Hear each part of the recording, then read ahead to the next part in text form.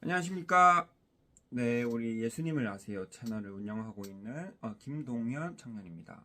오늘은 구족사 205 또 제2과 배워볼 텐데요. 오늘은 제 아내가 교회를 좀 일찍 갔기 때문에 저 혼자서 이렇게 촬영하도록 하겠습니다.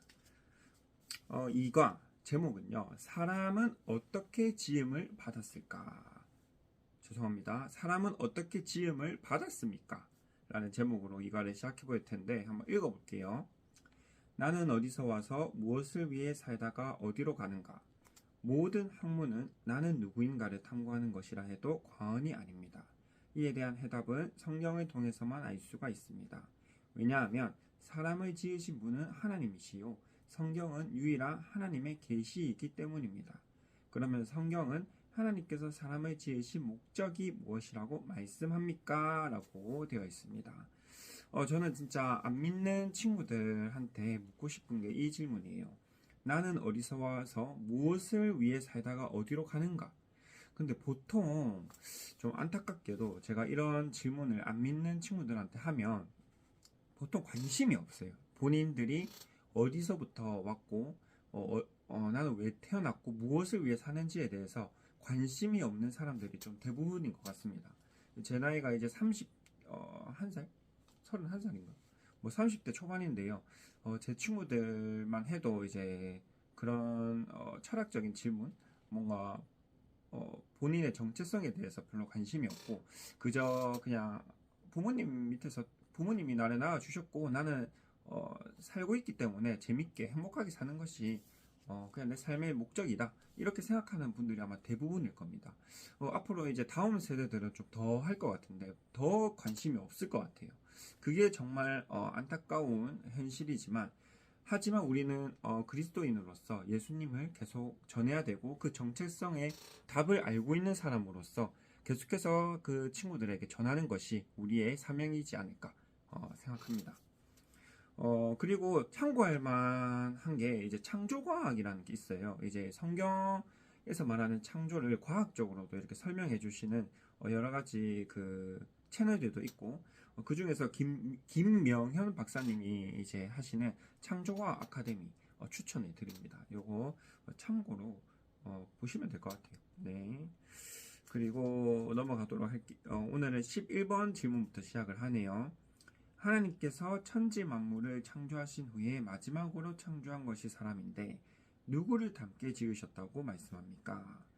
어, 자, 창세기 1장 26절입니다. 하나님이 이르시되 우리의 형상을 따라 우리의 모양대로 우리가 사람을 만들고. 자, 하나님의 형상이라는 것은 겉모습이 아니고 사랑의 하나님, 의로우신 하나님, 우리 일과 때 배웠죠. 하나님이 어떠한 분이신가. 그 속성을 담게 지으셨다는 것입니다. 이제 뿐만 아니라 겉모습도 하나님의 형상에 따라 지으셨다는 것도 맞죠. 왜냐하면 창세기 1장 26절에 우리의 형상을 따라 우리 모양대로 지으셨다고 했기 때문에 하나님의 모양을 입은 이제 사람이 창조가 된 것입니다.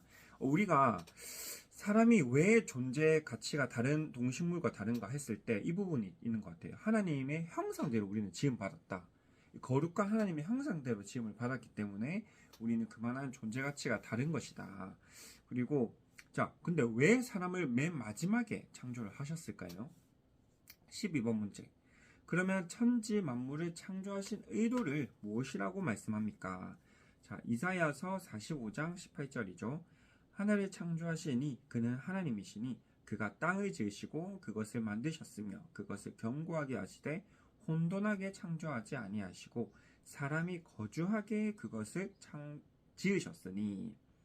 자, 사람이 살아갈 환경을 조성해 놓으신 후에 사람을 지으셨다고 합니다. 자, 아담과 하와가 눈을 뜨고 천지 만물을 처음 보았을 때 감격이 어떠했는가? 하나님의 자녀들은 이 처음 감격을 회복하고 찬양해야 마땅합니다. 아침의 동력에 떠오르는 찬란한 태양을 보면서 만물이 나를 위하여 창조해 주신 하나님의 선물이라는 깨달음을 받게 되었을 때 우리의 마음은 어떠하겠습니까?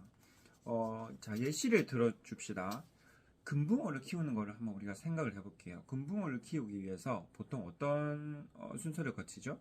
먼저 어항을 사고 그리고 그 어항에 들어갈 물과 그리고 여러 가지 뭐 조형물에 제가 금붕어 안 키워봐서 잘 모르지만 금붕어가 살 수 있는 환경들을 조성해 놓잖아요. 뭐 돌이라든지 뭐 산소 호흡기, 뭐 여러 가지 등등을 이제 넣을 텐데 마지막에 금붕어를 넣죠. 그 이유는 금붕어를 위한 환경이었기 때문에 이제 마지막에 주인공 이제 금붕어를 넣어주는 겁니다. 우리는 어항을 키우는 게 아니고 금붕어를 키우기 위해서 그것을 만든 것이잖아요. 그것처럼 이제 하나님께서 이 천지 만물을 창조하신 의도가 무엇인가 했을 때 하나님께서 가장 아끼고 사랑하는 이 사람을 창조하기 전에 천지 만물을 창조하셨습니다. 그 이유는 사람이 성경에 나와 있듯이 사람이 거주할 수 있도록 만들었기 때문입니다. 그것을 우리 그 전도 대상자, 우리 새가족분들한테 잘 설명을 해주시면 될 것 같습니다. 이 모든 천지 만물은 다 너를 위해서 하나님께서 만드신 거야. 이렇게 말이죠. 자, 13번입니다. 하나님께서 사람을 창조하신 두 가지 목적을 무엇이라고 말씀합니까? 창세기 1장 26절 하반절인데요. 그들로 바다의 물고기와 하늘의 새와 가축과 온 땅과 땅에 기는 모든 것을 다스리게 하자 하시고, 이사야 43장 21절 말씀. 이 백성은 내가 나를 위하여 지었나니 나를 찬송하게 하려 함이라. 자, 첫 번째 이유가 뭐라고 했죠? 하늘의 새와 바다의 물고기 그리고 온 땅과 땅에 기는 모든 것을 다스리게 하기 위해서. 그리고 두 번째 이사야에서는 이 백성은 내가 나를 위해서 지었나니 나를 찬송하게 하기 위해서. 두 번째는 하나님을 찬송하기 위해서. 하나님을 찬송한다는 게 하나님을 예배하기 위해서라는 말과 똑같은 말이죠. 결국에는 사람을 창조하신 이유는 하나님께서 이 모든 천지 만물을 다스리게, 하나님을 대신해서 다스리게 하기 위해서, 그리고 진짜 왕이 되시는 하나님을 예배하는 자, 예배자로 만들기 위해서. 이 두 가지 이유로 하나님께서는 창조하셨다고 성경은 말하고 있습니다. 자, 14번. 하나님을 알 수 있도록 짐승에게는 없는 사람에게만 주신 것이 무엇이라고 말씀합니까? 자, 이때 한번 물어보고 싶네요. 정말 이 사람과 짐승들과 다른 어떤 특별한 것이 분명히 있습니다. 그쵸? 그게 무엇이라고 생각하십니까? 네, 자, 우리 성경을 통해서 한번 보도록 하겠습니다. 로마서 1장 19절 말씀인데요. 이는 하나님을 알만한 것이 그들 속에 보임이라. 하나님께서 이를 그들에게 보이셨느니라. 요한복음 8장 9절입니다. 그들이 이 말씀을 듣고 양심의 가책을 느껴 어른으로 시작하여 젊은이까지 하나씩 나가고. 자, 무엇이라고 말씀하는가? 요한복음에 나와 있듯이 양심. 바로 이 양심이라는 것이, 자, 우리가 생각을 해보겠습니다. 이 동물들과 식물들에게 양심이 있을까요?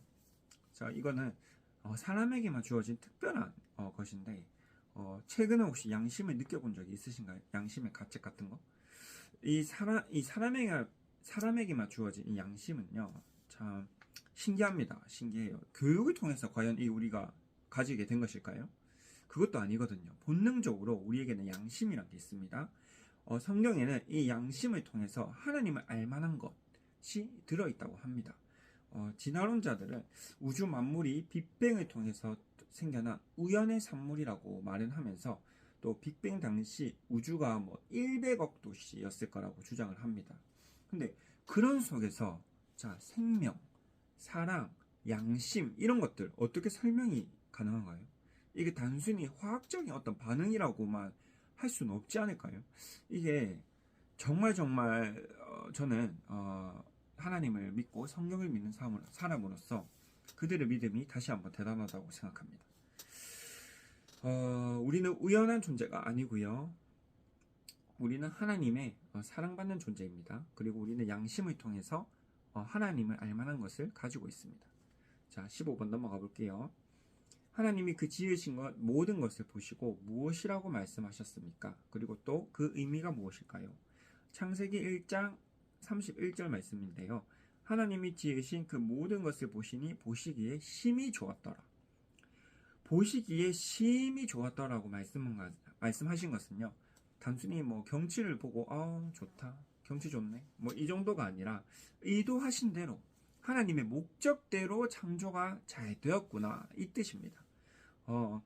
집만 있다고, 이 건물이 있다고 가정이 되는 것이 아니고, 또 예배당 건물만 있다고 교회가 되는 것이 아니듯이 천지를 창조하셨다고 해서 단순히 그것이 하나님의 나라가 되는 것은 아니었습니다. 하나님의 형상대로 지음받은 백성들로 하여금 이제 만물을 대표해서 이제 하나님을 섬기고 또 하나님을 대리해서 만물을 다스리고 대리 통치자죠. 이제 사람이 그런 사명을 감당했을 때 하나님의 나라가 바로 건설이 된다는 것입니다. 정말 이 하나님께서 지으신 이 창조의 만물은요, 정말 하나님의 의도대로 정확하게 지으심을 받았다는 것입니다. 우리 일과에서도 배웠듯이 주변의 모든 사물과 어떠한 것들을 보더라도 목적 없이 지어진 게 하나도 없습니다. 정말 하물며 사람이겠습니까? 우리 하나님이 정말 우리 목적대로 이 사람을 지으셨다는 거 잊지 않으셨으면 좋겠습니다. 자, 창세기 2장 8절 16번입니다. 하나님의 형상대로 지으신 그 사람을 두시려고 무엇을 창설하셨습니까? 창세기 2장 8절 여호와 하나님이 동방의 에덴의 동산을 창설하시고 그 지으신 사람을 거기에 두시니라. 자, 하나님께서 아담을 에덴으로 인도하셔서 이곳이 네가 살 곳이다 하셨을 때 낙원을 둘러본 그 감격이 어땠을까? 정말 그때는 죄가 들어오기 전이요, 정말 하나님께서 지으신 그 목적대로 완벽하게 창조된 그 자체를 아담이 처음 봤을 때 그 감격은 정말 우리 보지 않고서는 도저히 설명할 수 없는 놀라운 감격이었을 것입니다. 이제 이 믿음의 가정들이 이제 하나님의 모시고 행복하게 살아가야 할 그 곳 바로 에덴 동산이었을 것입니다. 자, 17번. 하나님은 사람을 이처럼 존귀하게 지으셨는데요. 그런데 이를 깨닫지 못하는 자는 무엇과 같다 했습니까? 이사야서 49장 20절 말씀. 존귀하나 깨닫지 못하는 사람은 멸망하는 짐승과 같도다. 무서운 말이죠.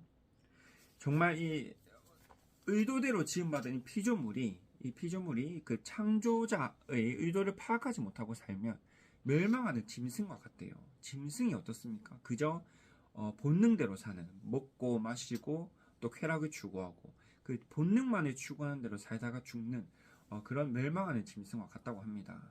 그러므로 저는 정말 이 구속사 205를 통하여서 성경을 통하여서 사람들에게 정말 창조하신 목적을 알려주는 것, 우리가 왜 이 세상에 태어났고 우리가 또 무엇을 위해 살아야 되는지 그 정체성을 알려주는 이 사명은 정말 귀한 사명이라고 생각하고, 그리고 당연히 기독교라고 하면 이 사명은 모두가 다 감당해야 되지 않나라는 생각이 듭니다.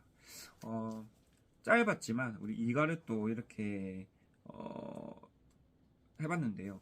저도 사실 이런 걸 처음 해보고 우리 또 들으시는 분들도 다소 제가 또 많이 부족하다고 느끼실 수 있겠습니다. 하지만 계속해서 이렇게 연습해 나가고 또 준비되는 과정이라고 생각해 주시고 이쁘게 봐주셨으면 좋겠습니다. 네, 구원, 좋아요.